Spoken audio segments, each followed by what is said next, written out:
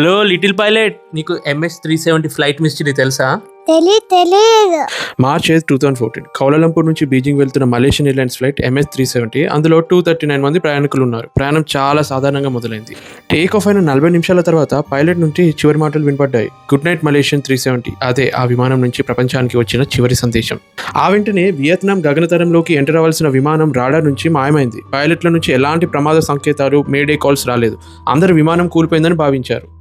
కానీ military radar data ఒక shocking విషయాన్ని చూపించింది. విమానం అకస్మాత్తుగా యూటర్న్ తీసుకుని మలేషియా మీదుగా ప్రయాణించిందని తెలిసింది. శాటిలైట్ డేటా ప్రకారం రాడార్ నుంచి మాయమయ్యాక కూడా ఆ విమానం దాదాపు 6 గంటల పాటు ప్రయాణించి సుదూర దక్షిణ హిందూ మహాసముద్రం వైపు వెళ్ళింది. మానవ చరిత్రలోనే అత్యంత ఖరీదైన మరియు విస్తృతమైన గాలింపు చర్య మొదలైంది. సముద్రం అడుగున అత్యాధునిక పరికరాలతో నెలల తరబడి వెతికిన చిన్న ఆధారం కూడా దొరకలేదు. ఏడాది తర్వాత 2015లో ఆఫ్రికా దగ్గర రీయూనియన్ ఐలాండ్ తీరంలో విమాన రెక్క భాగం కొట్టుకొచ్చింది. అది MS-370 అని నిర్ధారించారు. విమానం సముద్రంలో కూలిందనడానికి ఇదే తొలి ఆధారం.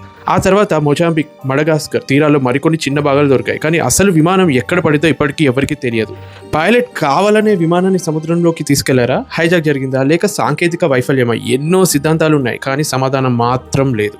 నేటికి MS-370 విమానయాన చరిత్రలో అతిపెద్ద మిస్టరీగా మిగిలిపోయింది.